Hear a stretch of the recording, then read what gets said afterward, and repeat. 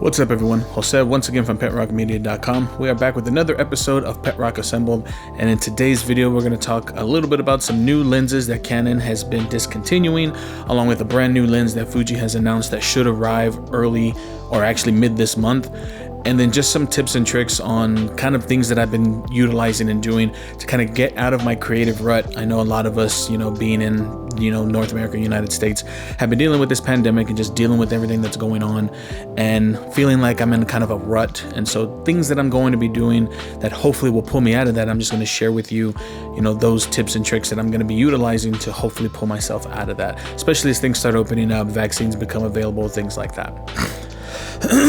And don't mind the voice, allergies are horrible here in southern Texas.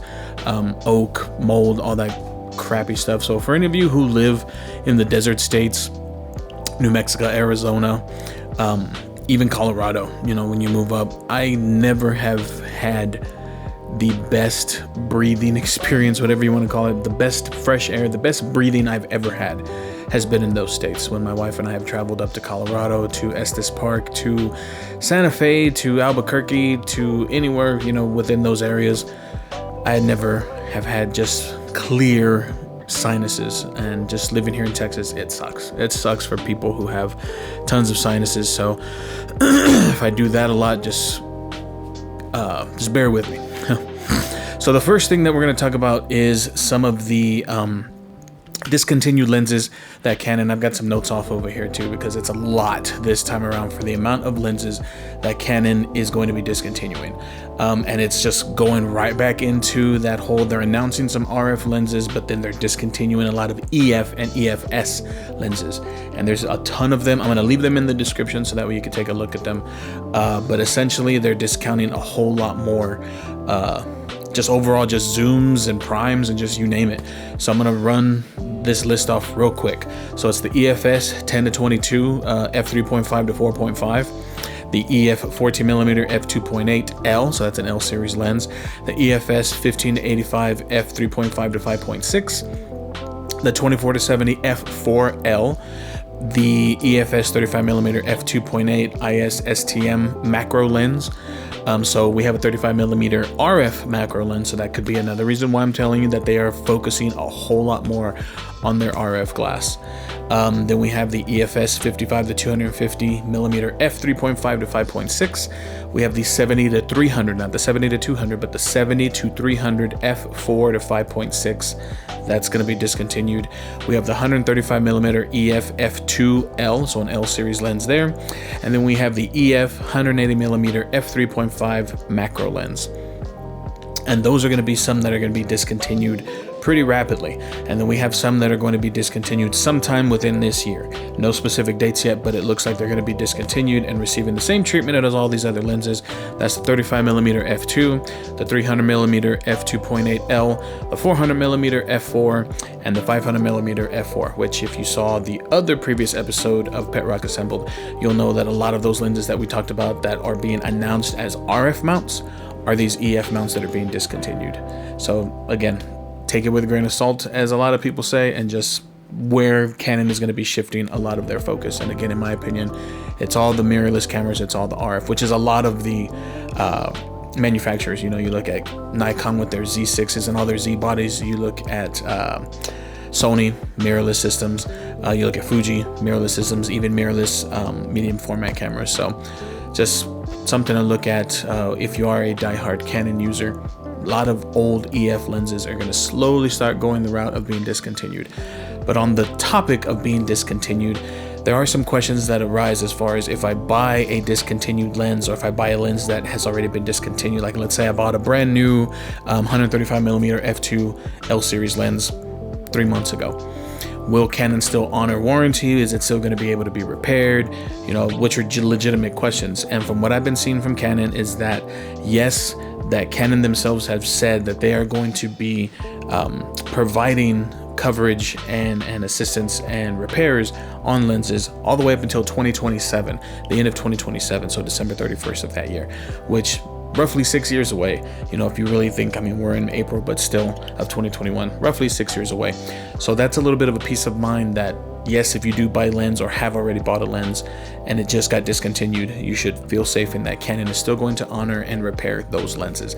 So keep that in mind if you are in the market, or if you have already purchased one, just keep that in mind. Because again, even though they are discontinuing these lenses, some retailers, Adorama, B&H, and so forth, may still have these lenses in stock because they're trying to get rid of them since they've just been discontinued. So keep that in mind. You could get a pretty decent score of a deal on a lens if it becomes discontinued here in the next coming weeks. So that's the first thing I wanted to talk about. Secondly are some Fuji rumors, and this is according to FujiRumors.com. I'm going to leave the link down below as well. But according to some of their trusted sources, Fuji is going to be announcing, and I'm not sure if releasing, but announcing a brand new lens on April the 15th. So of the recording of this video, it is April the 9th. So that is roughly 6 days away or so that they are going to be announcing the brand new Fujifilm lens, and it's the Fujinon XF 18mm f1.4. So this is going to compete with the 2.0 millimeter, which Fuji tends to do. You know, they have the 2.0 weather sealed lenses, and then they have the 1.4s, the 1.2s, you know, like their 56 millimeters and things like that. So this lens is going to be in that roadmap for those, you know, 1.4s, 1.2s, and so forth. So hopefully this is true. Hopefully they're going to announce this lens. I don't have a price yet, but it'll probably fall in line anywhere between probably $699 to $899 or so. So hopefully we get some news sooner before the lens does come out. But again, Fuji is going to be releasing a brand new lens, and it's coming out on the 15th of April, hopefully, fingers crossed. And it's the XF 18mm f1.4. And then lastly, just looking at creativity, and individuals sometimes who fall in a creativity rut, they find themselves not feeling their art, their photography, their videography, and so forth. And just things that I've done in the past, and things that I'm going to continue to do, and what I'm going to do here within the coming weeks, because I too feel like I'm kind of in a rut.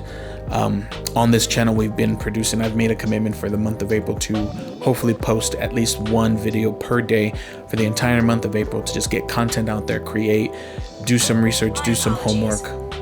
And there goes Siri for some reason, or my watch.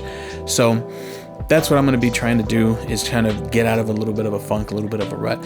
And what I tend to do is take a camera, just one camera, and if it's a DSLR or a, you know, mirrorless camera, some type of interchangeable lens camera, I take one lens. Usually if it's the X Pro 3 and it's right here, then it's usually going to have the 35mm or the 23mm attached to it, right? So I take one camera, one lens. If it's a camera that has a dedicated lens like my Leica or the Fuji X100 series, or if it's any of the other cameras that they offer, any kind of camera manufacturer. If it's a Sony, you know, Sony ZV-1, it's a point and shoot, but it's a great camera. We're filming on it right now. Great color science, just overall pocketable beast of a little camera. Has a fixated lens on it, okay? Taking one camera, nothing else. Don't worry about any other kind of gear. If you're a videographer and you're trying to film something, take one camera and one lens. Whether it be a zoom or a prime, take that with you. If you need a filter, take a couple of filters, and that's it. Small little bag like we talked about, the Bowery bag from Ona, or if you have just any bag you have, take it with you with just that limited gear. And then go out and take a road trip. You know, figure out, okay, I want to go to X city. You know, if I'm, you know, in Texas right now where I'm at, maybe I'm going to take a day trip to Waco, or I'm going to take a day trip to Houston. On the way though, this is what I tend to do, and that's every 15, 20, sometimes 30 minutes, stop.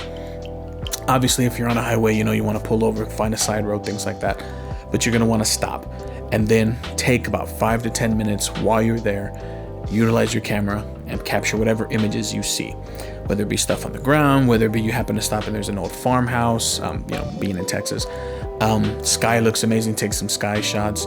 Just overall, spend about 5, 6, 7 minutes, 10 minutes at the most, create some images, and then go. And then copy that, you know, maybe after the second or third time, extend it. You know, if it's a further road trip, then about every 45 minutes to an hour, stop, look around, take some photos. Doesn't have to be a whole lot. Maybe you just do 2 or 3 shots, maybe you do 10 shots, and then keep going. Then on the return trip back, don't take the same route, take a different route. Maybe do a side road. Maybe, you know, if you're in Google Maps, there's an option in there that you can put to for avoiding highways, and you just take small roads. So going back home, take a different route, same process. Every 20, 30, 45 minutes, an hour, depending on how far you are, stop, take some pictures. And that should hopefully kind of fire up those juices and get your creativity back and going. And then you start thinking, you know what, I stopped by, let's say, a pond, and I would really want to take more shots like that, but I need to find myself a lake, a bigger, you know, body of water. Or I want to go to the beach, take some long exposures. Maybe if you have a drone, then you can take a drone, take some aerial shots. So it starts getting that creative juices going, so that way you don't feel that you're always consistently creating the same pictures, the same images, the same videos over and over. And you definitely want to do that at least once every couple of months. In my opinion, to me, it helps, especially the drive. The drive tends to free up your creativity, free up whatever's on your mind, free up the stress, and just drive, you know. And it's, to me, it's a great way to get those creative juices going. And it hopefully, you know, refocuses your vision for what you have for your art and your photography. And maybe if you have a YouTube channel, kind of hones that in. And then definitely vlog it if your camera has that capability of shooting decent video. If not, utilize your phone, vlog it, and then you have a vlog that you can create, maybe cut up into a few videos, and then you've got some photos and videos and images that you have created from that one trip that you can then refuel yourself for your creativity. That's what I like to do. That's what I tend to do. My wife and I, my daughter, my family, we just really love doing that, taking little road trips here and there throughout the hill country, throughout just driving, and just not really having a plan, but an overall idea of where we're gonna go and the area that we want to travel to, and then just taking a camera along with me for the ride and snapping as many shots as I can. And hopefully that helps you. Let me know in the comments, what are your ways of kind of relieving that creativity rut and getting those creative juices flowing. Let me know again what you guys like to do. That's been another episode of PetRock Assembled. That's all I wanted to talk about and touch base, talking about the new Fuji lens, talking about some Canon lenses that are going to be discontinued. Hey, I got it right. I keep saying discontinued before I start filming this, so hopefully it's going to stick. And then just kind of some tips on how I get out of a photography or just a creative rut in general, and what I like to do to kind of get rid of that that kind of roadblock and kind of explore and get those juices going.